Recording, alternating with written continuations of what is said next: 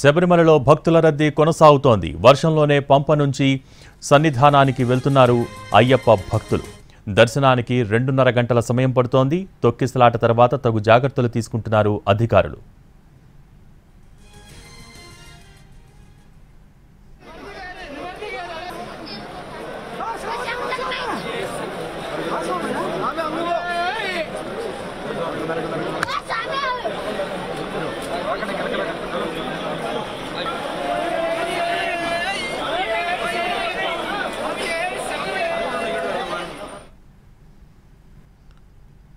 శబరిమలలో భక్తుల రద్దీ కొనసాగుతోంది. వర్షంలోనే పంబ నుంచి సన్నిధానానికి వెళ్తున్నారు అయ్యప్ప భక్తులు. ప్రస్తుతం దర్శనానికి 2.5 గంటల సమయం పడుతోంది. దీనికి సంబంధించి లేటెస్ట్ అప్డేట్స్ మా ప్రతినిధి కార్తీక్ శబరిమల నుంచి లైవ్ ద్వారా అందించేందుకు సిద్ధంగా ఉన్నారు. Karthik, over to you. Right Bhogi, ఒక పక్క భారీ వర్షం పడుతుంది. అయినప్పటికీ కూడా అయ్యప్ప స్వాములు హరిహర నామస్మరణ చేస్తూ కూడా పంబ నుంచి సన్నిధానానికి చేరుకుంటున్నారు. ప్రస్తుతం మనం శబరిమలలో ఉన్నటువంటి సన్నిధానం వద్ద ఉన్నాం. ఇదే సన్నిధానం.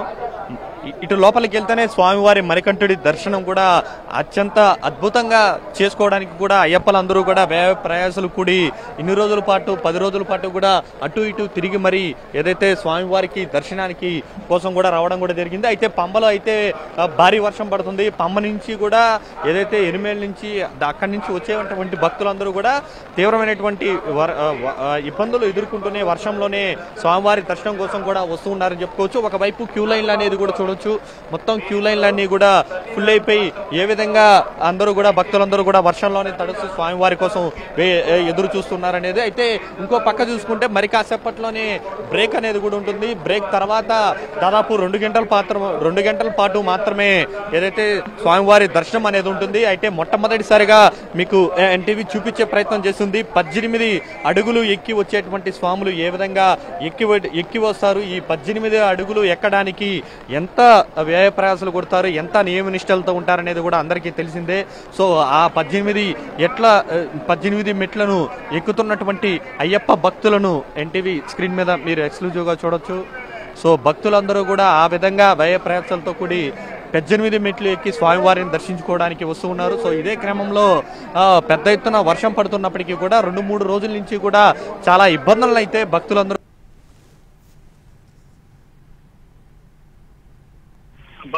కూడా 18 మెట్లు ఎక్కి నేరుగా సన్నిధానంలో ఉన్నటువంటి స్వామివారిని దర్శించుకునేటువంటి పరిస్థితి అయితే ఉంటుందని చెప్పుకోవచ్చు. సో ఈ రకంగా లేని విధంగా భక్తుల రక్షణ కంట్రోల్ చేయడానికి కూడా దాదాపు 2,000 మందికి పైగా పోలీసులు అనేది కూడా ఏదైతే ట్రాన్స్ఫర్ కావచ్చు, కేరళ ప్రభుత్వం కావచ్చు తాజా ఘటన తర్వాత అయితే ఏర్పాటు చేసిందని చెప్పుకోవాలి. మొత్తం 18 మెట్లను ఏదైతే ఇరుముడిని చేతపట్టి ఎక్కుతున్నటువంటి భక్తులు అయ్యప్ప భక్తులందరూ కూడా చూస్తూ ఎన్డీఆర్ఎఫ్ టీమ్ తో పాటు ఇక్కడ ఉన్నటువంటి పోలీసులందరూ కూడా ఏ విధంగా వారికి సహాయం చేస్తూ ఉన్నారు అనేది కూడా చూడొచ్చు. ఒకవైపు ఆ అయ్యప్ప నామస్మరణ చేస్తూనే స్వామి శరణమయ్యప్ప అంటూ కూడా 18 మెట్లను ఎక్కి కాసేపట్లోనే ఏదైతే ఆలయానికి చేరుకున్న తర్వాత దాదాపు 1 గంట తర్వాత అయ్యప్పను దర్శించుకున్న తర్వాత తిరిగి వెళ్ళిపోతుంటారు. అయితే గత 2 రోజుల క్రితం మాత్రం దాదాపు 1,20,000 మందికి పైగా కూడా భక్తులు రావడం కూడా జరిగింది. దీని కారణంగా ఇద్దరు అయ్యప్ప భక్తులు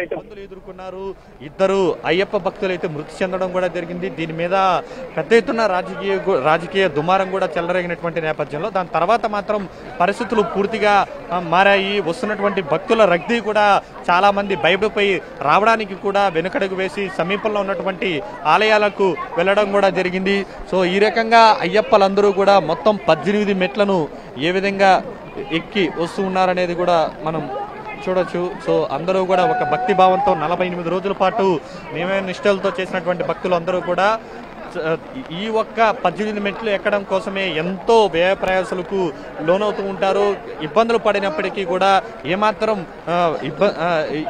వెనకడుగు వేయకుండా ఆ యొక్క హరిహర పుత్రుడిని దర్శించుకోవడానికి ముందుకు వస్తుంటారు. సో అలా వచ్చినటువంటి భక్తులందరూ కూడా వర్షంలోనే ఈ యొక్క 18 మెట్లను దాటి నేరుగా సన్నిధానానికి అయితే వస్తున్నటువంటి పరిస్థితి అయితే ఉందని చెప్పుకోవాలి. అయితే భక్తుల రద్దీ అయితే దాదాపు ఇప్పుడు సగానికి పైగా కూడా తగ్గిందని చెప్తూ ఉన్నారు పోలీసులు. కేవలం గంటన్నరలోనే దర్శన భాగ్యం అయితే ఏదైతే పూర్తి అవుతుంది. ఇటు పురుషులే కాకుండా మహిళా అయ్యప్ప భక్తులు కూడా మాలవేసినటువంటి ధరించినటువంటి వాళ్ళు కూడా 18 మెట్లు ఎక్కి వెళ్తున్నటువంటి దృశ్యాలు అనేది కూడా చూడొచ్చు. వివిధ రాష్ట్రాల నుంచి ఒక తెలుగు రాష్ట్రాలే కాకుండా తమిళనాడు, కర్ణాటక నుంచి పెద్ద ఎత్తున భక్తులు అనేది ఇక్కడికి వస్తూ ఉంటారు యథావిధిగా. అయితే ఈసారి కూడా అదే రకంగా కరోనా తర్వాత అయితే భక్తుల రద్దీ సంఖ్య కూడా చాలా విపరీతంగా పెరిగిందనే చెప్పుకోవాలి. సో ఆ రద్దీకి తగ్గట్టుగా ఏర్పాట్లు అనేది గతంలో చేశారు, కానీ గత 2-3 రోజుల నుంచి మాత్రం సమన్వయం లేకపోవడంతో పెద్ద ఎత్తున ఇబ్బందులు అయితే ఎదుర్కోవాల్సినటువంటి పరిస్థితి ఏర్పడింది. ప్రస్తుతానికి ఇక్కడైతే సన్నిధానం వద్ద ఉన్నాం మనం. భారీ వర్షం ఒకవైపు పడుతున్నప్పటికీ కూడా పెద్ద ఎత్తున అయ్యప్ప భక్తులైతే ఆలయానికి తరలి వస్తున్నారని